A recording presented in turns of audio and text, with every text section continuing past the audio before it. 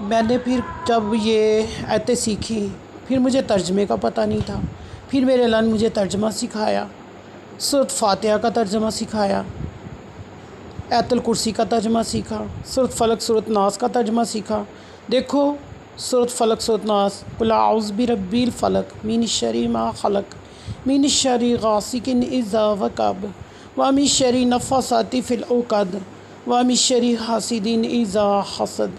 अब इसका तर्जमा, ए अल्लाह, मैं आपकी पनाह लेती हूँ बाद नज़र की शर से, हसद की शर से, अंधेरी रात की शर से जब उसका अंधेरा छा जाए, गंडों पर पड़ के गिरहे लगा कर फूकने वालों की शर से, सुबह के रब की अपने हकीकी अल्लाह की पनाह में लेती हूँ। ये सूरत फलक का तर्जमा है। फिर आगे सूरत नास, कुल आउज़ बिरब्बिन नास मालिकिन नास इलाहिन नास मिन शर्रिल वसवासिल खन्नास अल्लाज़ी युवस्विसु फ़ी सदूरिन नास मिनल जिन्नति वन नास।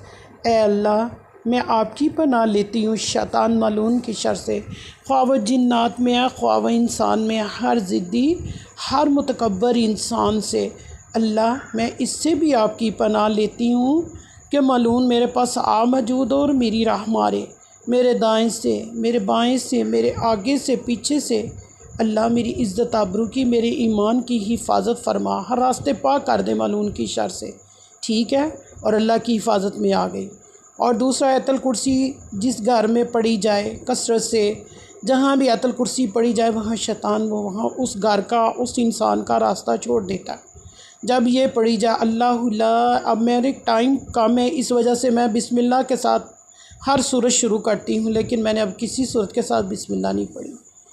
अल्लाहु ला इलाहा इल्ला हुवल हय्युल क़य्यूम ला ताख़ुज़ुहु सिनतुन वला नौम लहु मा फ़िस समावाति मा फ़िल अर्ज़ मन ज़ल्लज़ी यशफ़अु इंदहु इल्ला बिइज़्निहि यअलमु मा बैना अयदीहिम व मा ख़ल्फ़हुम वला युहीतूना बिशैइन मिन इल्मिही इल्ला बिमा शाअ वसिअ कुर्सिय्युहु समावाति वल अर्ज़ वला यऊदुहु हिफ़्ज़ुहुमा व हुवल अलिय्युल अज़ीम। ए अल्लाह, आपकी बादशाही, आपकी कुर्सी ज़मीनों आसमानों में है। ए ज़मीनों आसमानों के मालिक, जो ज़मीन के अंदर है उसकी भी आपको ख़बर है, जो ज़मीन के बाहर है उसकी भी आपको ख़बर है। और वही बात हो गई, हज़रत सल्लल्लाहु अलैहि वसल्लम के पास एक नबीना शख्स दौड़ता हुआ आया, तो आपको बड़ी अजीब सा लगा। उसने कहा कि मैं आपसे कुछ सीखने आया हूँ।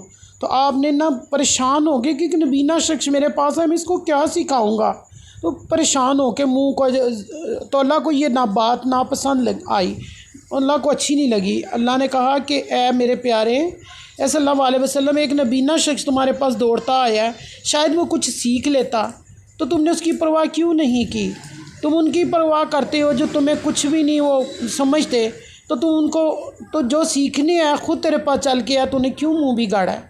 मुझे तुम्हारा ये मुँह बिगाड़ना अच्छा नहीं लगा। तो इसका मतलब है कि जो आँखों से, मैं अल्लाह का शुक्र है, यहाँ तक मैं डॉक्टर के पास गई, उन्होंने कहा कि आपकी आँखों के जो कुदरती लेंस है ना वो ख़त्म हो चुके हैं। ये जो रोशनी आपकी आँखों में है ये अल्लाह ताला की देन है, और अल्हम्दुलिल्लाह मेरी आँखों में रोशनी भी है, मैं हर काम कर भी सकती हूँ, चल भी सकती हूँ, कुरान पाक पढ़ भी सकती हूँ। लेकिन हकीकत ये है कि मैं कुरान पाक नहीं पढ़ी। कुरान पाक की कोई आयत सुन लो, सूरत काफ की कोई आयत सुन लो, सूरत रहमान सुन लो, मुझे कुरान पाक की हर सूरत आती है, तर्जमे के साथ आती है। तो मुझे इतनी खुशी होती है, जैसे अल्लाह मेरे दिल में ईमान पैदा किया है, तू सबके दिल में ईमान पैदा कर। ईमान के लिए आँखों की रोशनी होनी ज़रूरी नहीं है, ईमान के लिए तो दिल के अंदर की रोशनी होनी चाहिए। तो अल्लाह का शुक्र है, मेरे अल्लाह ने मेरा दिल रोशन किया, मुझे तो ये सबसे बड़ी खुशी है। तो इसलिए मैं सबके लिए ये दुआएं खैर करती हूँ कि अल्लाह, मैं एज क्यों शीशे में हूँ कि मेरे जो मुझसे छोटी हैं वो मेरी बेटियाँ हैं, जो मुझसे बड़ी हो सकती हैं वो मेरी बहनें हैं, या कोई भी रिश्ते हैं। वहाँ मुसलमान औरतों के लिए, मुसलमान भाइयों के लिए, मुसलमान बेटों के लिए, सबके लिए दुआ करती हूँ कि अल्लाह तू सबको ईमान की ज़िंदगी दे।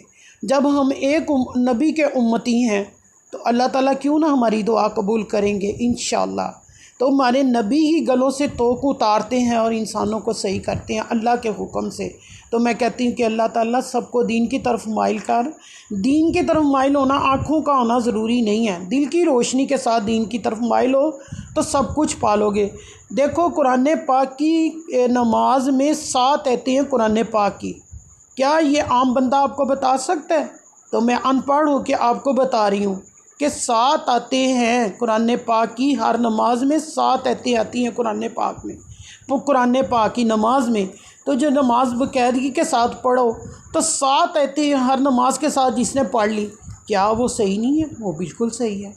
अल्लाह ताला उसको सही कर देगा, वो नहीं है तो अल्लाह ताला ऐसा ही ईमान जगा देगा उन आयतों की बरकत से कि इंसान को किसी चीज़ की ना दुनिया में कमी रहेगी ना आखिरत में।